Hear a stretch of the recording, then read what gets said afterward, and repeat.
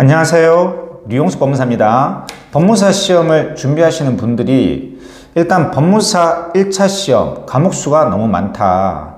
그리고 2차에도 특히 왜 형법, 형사소송법이 법무사 2차 과목에 있느냐 이렇게 불만을 토로하시는 수험생들이 있습니다.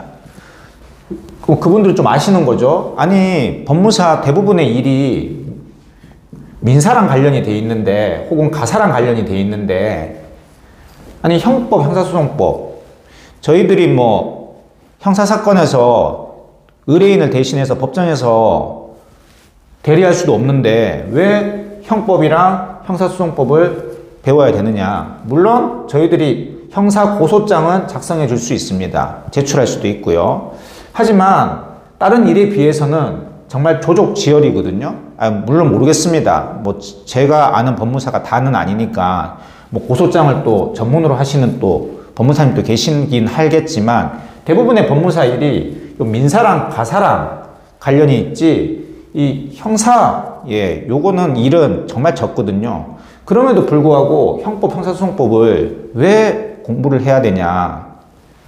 이 노베이스이신 분들이 형법, 형사소송법을 공부할 때는 되게 힘들거든요. 뭐 나름 법대를 나오셨고 과거 사법시험 경력이 있거나 혹은 뭐 경찰 공무원인 분들도 법무사 시험 많이 도전하시거든요. 그분들은 뭐 공부를 할 때 뭐 객관식이긴 하지만 형법, 형사소송법을 그래도 공부를 했기 때문에 뭐 2차 공부를 할 때 좀 도움이 많이 되죠. 하지만 노베이스인 분들은 이 형법, 형사소송법 공부하는 게 힘들어요. 그렇기 때문에 그런 불만이 나오는 거죠. 아니 실제 실무에서 형법, 형사소송법에 관련된 일을 하는 일이 형사고소장 작성하는 것밖에 없는데 이 고소장 하나 작성하려고 형법, 형사소송법을 이렇게 공부를 깊이 해야 되냐 이렇게 얘기를 하는 건데요. 여러분들 제 생각은 그래요. 법원에서 인정하는 법률가는 딱 두 직업밖에 없습니다. 뭐 당연히 변호사와 그리고 법무사도 법률가입니다. 딱 두 직업만 인정을 해줘요. 혹시 여러분들 법원에 가신 분들은 아실 거예요. 법원에 가시면요, 민원실에 가시면 이렇게 배너에 자 법원 공무원들은 중립기관이기 때문에 법률 상담을 해드리지 않습니다. 법률 상담은 법률 전문가인, 법률가인, 법무사 또는 변호사와 상담하시길 바랍니다라고 적혀져 있어요. 그리고 혹시 법원에서 어떤 등기를 받아보신 분들도 보신 기억이 있을 겁니다. 이렇게 편지 봉투에 이렇게 적혀져 있어요. 재판부 이제 전화번호 나와 있고 하면서 저희들은 중립기관이기 때문에 상담은 해드리지 못합니다. 자세한 내용은 법무사와 또는 변호사와 상담하시길 바랍니다. 이렇게 적혀져 있습니다. 그런 게 적혀져 있는 이유가 결국 법원 입장에서 법원에서 인정하는 법률가는 딱 변호사와 법무사밖에 없어요.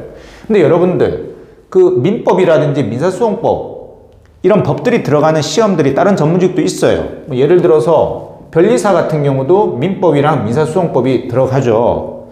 그리고 노무사 같은 경우도 민법이랑 그리고 민사소송법이 들어갑니다. 그런데 변리사나 노무사를 보고 법률가라고 인정해 주지는 않아요.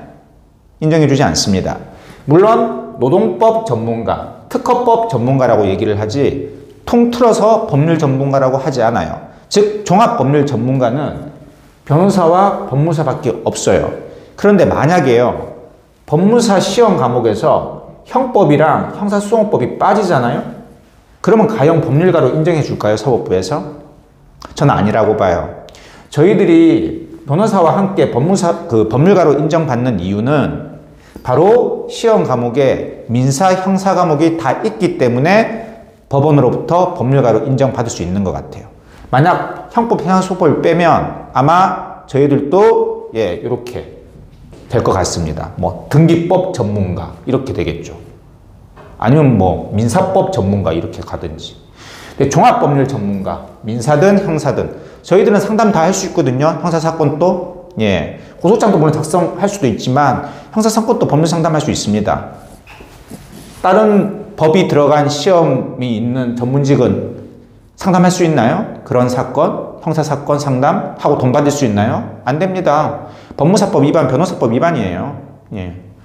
변리사가 뭐 특허법 말고 다른 뭐 민사라든지 형사, 법률 상담하고 돈 받을 수 있나요?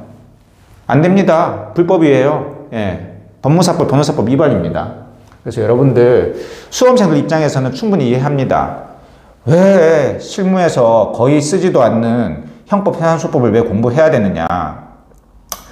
그런데 여러분들 저희들이 헌법도 마찬가지잖아요. 1차 때. 헌법도 우리가 종합법률, 저희들이 뭐 헌법재판소에 헌법재판 그 의뢰인을 대신해서 헌법재판 재청 신청을 할 수 있습니까? 예, 저희들 못합니다. 하지만 헌법이라는 시험을 보지 않습니까? 왜 그렇겠어요? 예.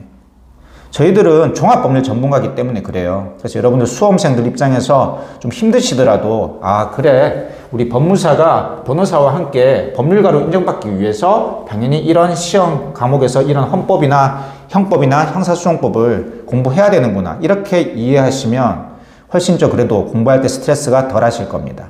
예, 이번 시간에는 왜 법무사 실무에서 거의 활용되지 않는 형법, 형사소송법, 거기에다가 헌법을 왜 공부해야 되는지에 대해서 간단히 저의 생각을 얘기해 봤습니다. 지금까지 류홍석 법무사였습니다. 감사합니다.